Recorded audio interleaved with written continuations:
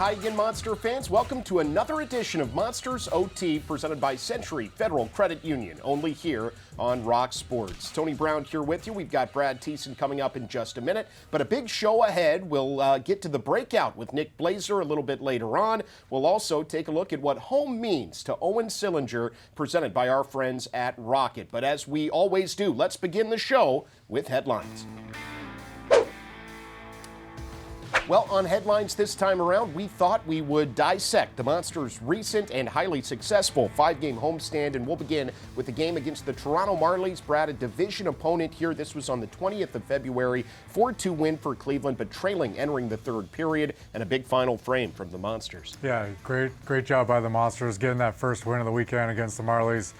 Down going to the third, but no give up in this team, and big offensive output. Yeah, goals in that game from Luca Del Bel-Belluz, from Jack Williams, Owen Sillinger, and Zach Aston Reese. And Zach Sawchenko played great in net. Stopped 18 pucks in front of 12,230-plus fans. It's a great night at Rocket Arena. And again, a rare chance the following day on the 21st of February, Brad, to see Toronto again. Usually these are single-game trips between the two cities, but this time around, a 3-2 shootout victory. And it was Jordan Dumais on Rainbow Babies and Children's Night, wearing those specialty unis, having a night, 2 goals for him. Yeah, and the Monsters down again going to the third period this one, then taking the lead, having the Marlies tying it late, and then finding a way in that shootout to get the big win. And great to see Jordan contribute offensively. Yeah, he certainly busted out in that game, but in the shootout it was Mikhail Putia and Luca Del Bel-Belluz both scoring there, and Ivan Fedotov was outstanding. 23 saves during the regulation portion of the game and OT, then 2 for 2 in the shootout as the Monsters win it in front of 13,500 plus at Rocket Arena. So a couple of wins against Toronto. Then what's your reward? Another very important division game against the Rochester Americans at home. This was on Wednesday, the 25th of February. And another comeback, Brad. At this point, down 2-0 late in the first period, but 4 unanswered the rest of the way. Yeah, Rochester got out to a quick lead in that one, but I thought for the full 60 minutes, it was really the Monsters who controlled most of that game and fully deserving of a big win. Yeah, Zach Aston Reese scored in that game. James Malatesta had the game winner. Mikhail Putia also scored, but a nice moment for Luca Morelli. A power play goal. It was his first professional tally. Great moment for him. Yeah, he's done such a good job stepping in as a rookie, put in a lot of key offensive situations. So see that first one go in, I'm sure was real exciting for him. So 24 saves in that game from Ivan Fedotov as well. So 3 big wins to start the homestand there for Cleveland. Next up, their only loss in their 5-game homestand came on the 27th of February to Wilkes-Barre Scranton. This is a team right up there in the overall league-wide standings. This time they got the better of Cleveland, and a slow start bit the Monsters. Yeah, it was first couple periods, a little bit of a slow start for the Monsters. Thought they turned it on in the third, but like you said, against a team like Wilkes-Barre, third overall in the American Hockey League, you can't only play for 20 minutes, and the Monsters found that out. Del Bel-Belluz scored, Guillaume Richard scored, Zach Sawchenko stopped 23, 13,000 plus were in the building for that game, and that led directly to a rematch the following day on the 28th, 4 p.m. start in this one, and this was a thrilling, low-scoring but exciting game, a 2-1 OT win as Zach Aston Reese scored, and then in overtime, literally, who else could it be other than Jack Williams? He leads the league now with 4 OT goals this season. We'll talk about him more in a moment, but just a great win, a hard-fought win against a real contender. Yeah, it felt like a real playoff game. It was great crowd, great atmosphere, 2 real good teams going at it. And the Monsters, I think the goalie Miroshov for the Penguins helped get that one to overtime because he was outstanding, but the Monsters were able to find a way. Several incredible saves from Miroshov, 18 stops from Fedotov, 14,400 plus. But let's hear from Trent Vogelhuber after the game as he joined us on our Rock Sports telecast and started with Jack Williams, Cleveland's most clutch player this year. Congrats on a great win for your club, and yet again, Jack Williams, this guy, all he does is score big goals. Yeah, big time. I mean, he's established himself as an overtime hero for us a bit. I just think the way he skates, the way he works, and the way he can shoot that puck. I mean, there's extra ice out there, so he uses his legs, and anywhere in the offensive zone, if he can get that shot off, it's got a pretty good chance of going in. So, yeah, I think I'll use him in overtime next time as well. Yeah, Vogie, I mean, you didn't win last night, but overall, I thought the weekend was fabulous. You played against a really good team, and you guys have to have some confidence after this, knowing that they can pretty well play with anyone in the league if you can play with these guys. Well, yeah, and that's all you work for all year is establishing the expectation to win. And I think we're in a pretty good spot as far as that goes, regardless of who we're playing. And that's a really, really good team. They defend really well. Good goaltenders, both of them. Real high skill forwards. It's no mistake they have the record they do. But I thought for the most part all weekend we had a pretty good showing. Hated the second period yesterday, so still working through the 60-minute. Consistency, but overall, like you said, Jock, I thought our guys battled and a good measuring stick for us because they're at the top of the standings in their division, and guys should be building confidence off of that for sure.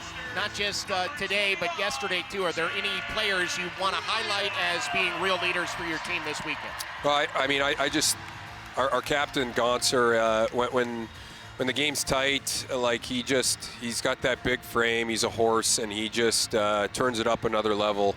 I thought Aston Reese did an outstanding job too. Those two as a pair just disrupted anytime they were on the ice, created turnovers and had good looks at the net, whether it went in or not. So those are the first two that come to the top of my head as far as in the leadership category on the ice this weekend, I think.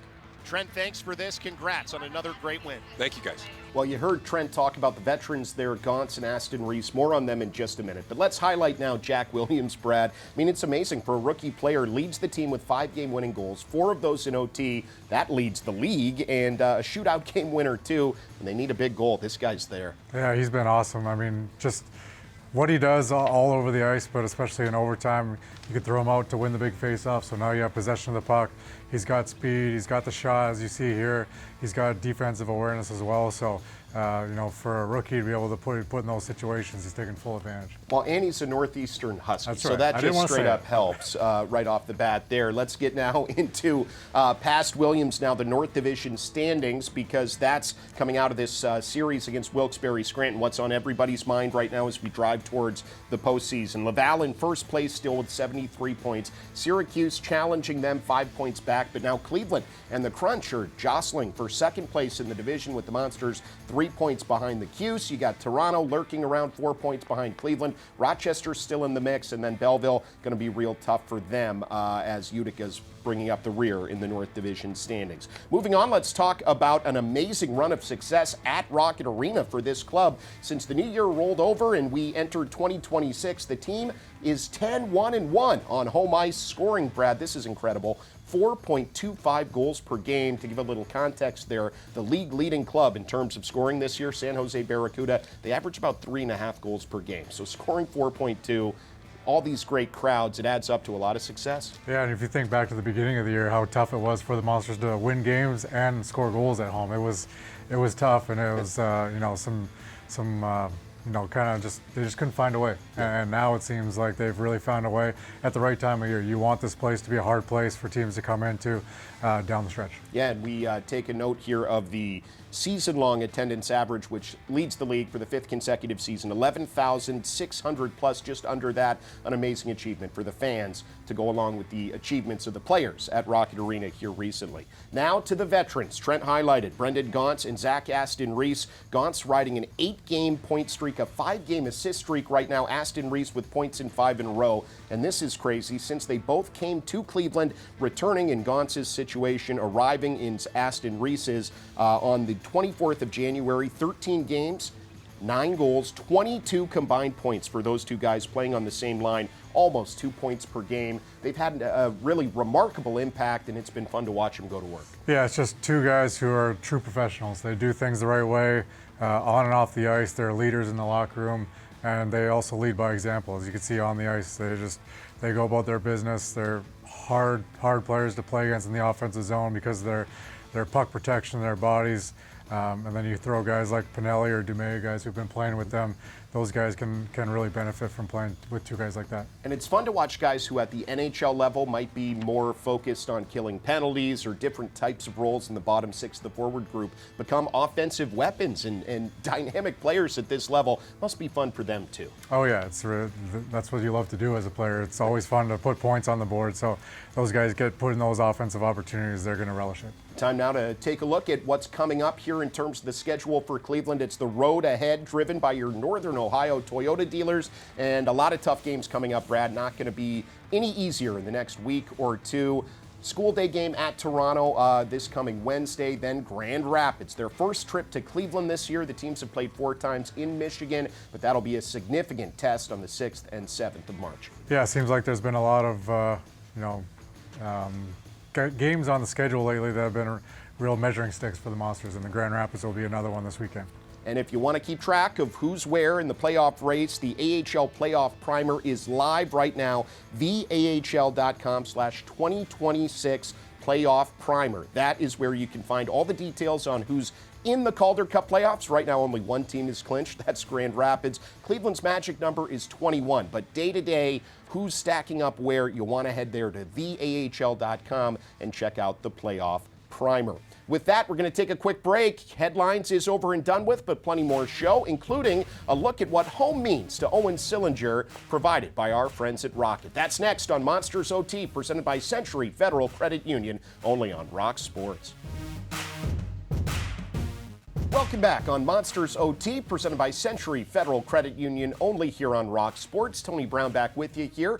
Now on the show, it's time to take a look at what home means to Owen Sillinger. We know that his dad, Mike, was a longtime NHLer, and he's got some very talented brothers who are also participants in this great hockey industry of ours. But thanks to our friends at Rocket, we asked Owen what home truly means to him.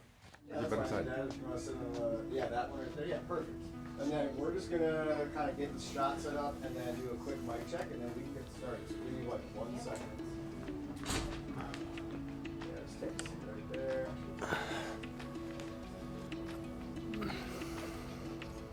We'll just have you guys go ahead and watch Owen's interview here. See the buttons up. Yeah. Oh, sorry. Growing up, when I was a young kid, I bounced around, city to city, depending on the team that my dad played for. Home to me, honestly, is wherever, my mom is, actually. She's been kind of the root of our family and has held down the fort with my 2 younger brothers and I ever since, obviously, we were young kids, and taught us pretty much right from wrong, our manners, everything, and even taught my dad his manners, even growing up, too. So, but no, honestly, I've been so fortunate to have them both around, and they mean everything to me. We played hockey everywhere, whether it was in the basement or in the kitchen or in the living room, really kind of wherever. We'd either stick my mom as the goalie and we'd all play kind of one-on-one, taking our turns, or actually we'd throw Cole in that too because he was the youngest, so it kind of depended.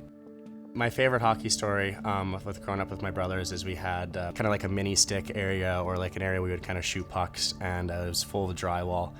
And seriously, every other night, someone's, elbow or head or knee would go through the drywall. My dad would come down and scream at us, and it never changed because we just continued to do it after week. And finally, my mom's like, well, what are we going to do? Are we going to replace the drywall? My dad's like, I guess we'll just keep replacing the drywall because they're not going to stop playing hockey. So I would just say thank you. Yeah, thank you so much, Mom and Dad, for allowing me to be me and allowing me to grow up and share my experiences with you guys, and so many ups and downs that I've gone through, and I really appreciate having your guys' support, and I love you guys both very much. I appreciate it. Nice. Everyone's always asked me, is it tough raising boys as a professional athlete?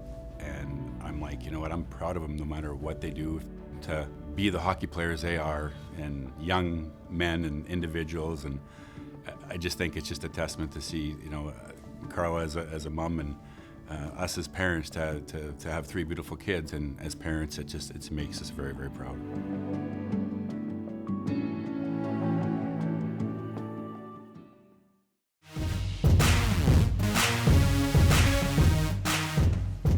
Monsters OT continues now on Rock Sports, thanks to Century Federal Credit Union, and not just Brad Thiessen and myself. Nick Blazer is here because you guys know it's time for his signature segment, The Breakout. And so this is where Nick hits us with some questions that we are not going to be able to see coming. So looking forward to this as always, Nick. Thanks for taking a few minutes. What do you have today?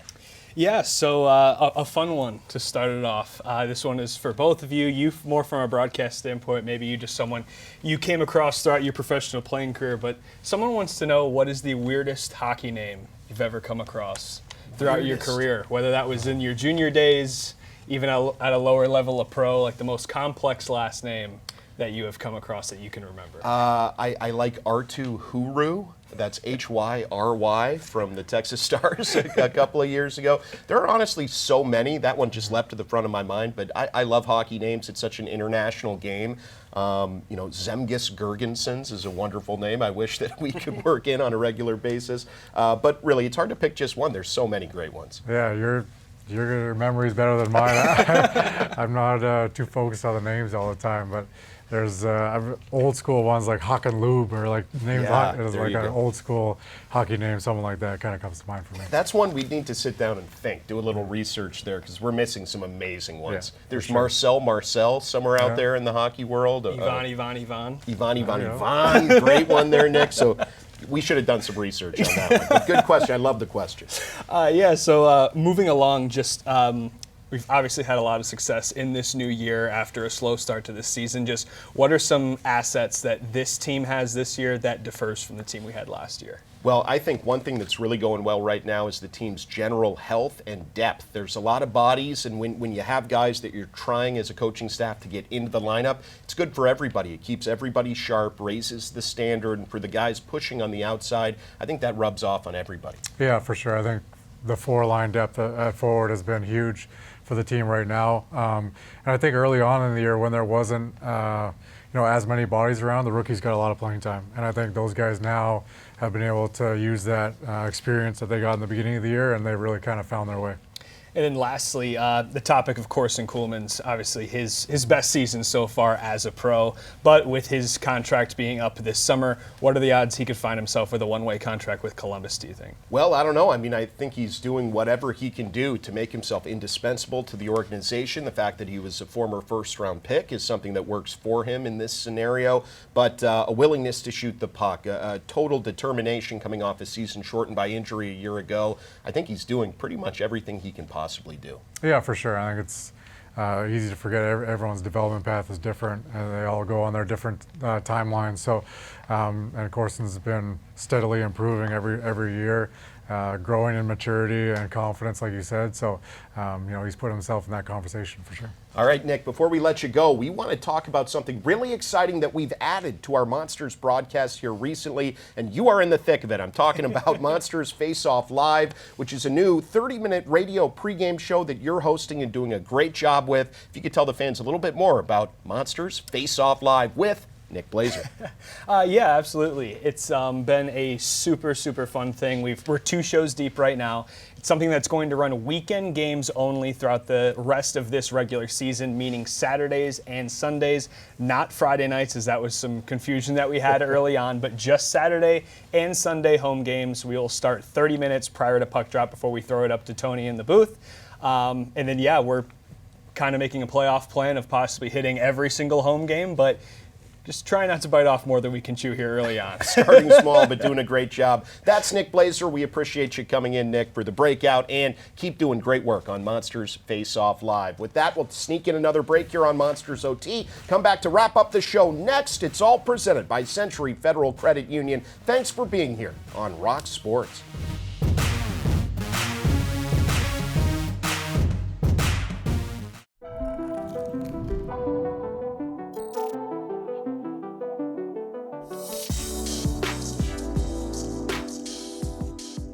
Started playing when I was 4.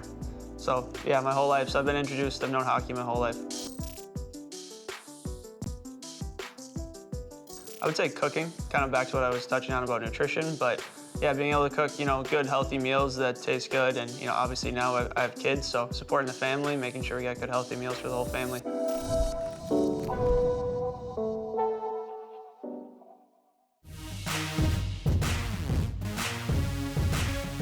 Back to wrap up another edition of Monsters OT presented by Century Federal Credit Union, only here on Rock Sports. Brad Thiessen back with me here. And Brad, today we're going to wrap the show by looking back to and looking ahead to what is a signature promotion for the Monsters. Pucks and Paws coming up on the 7th against Grand Rapids, the 7th of March, that is, this year. But it's always so much fun to not only enjoy the atmosphere at Rocket Arena, but to look around and go, man, there's like 100 dogs in here.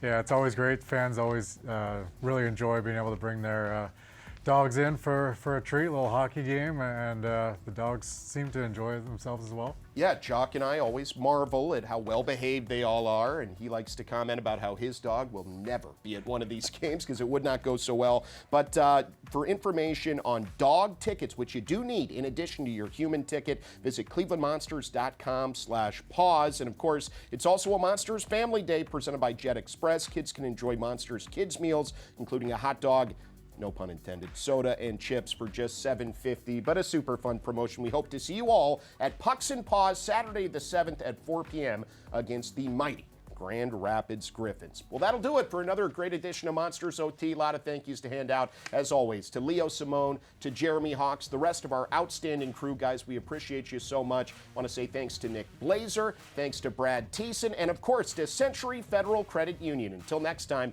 I'm Tony Brown, signing off on Monsters OT, only here on Rock Sports.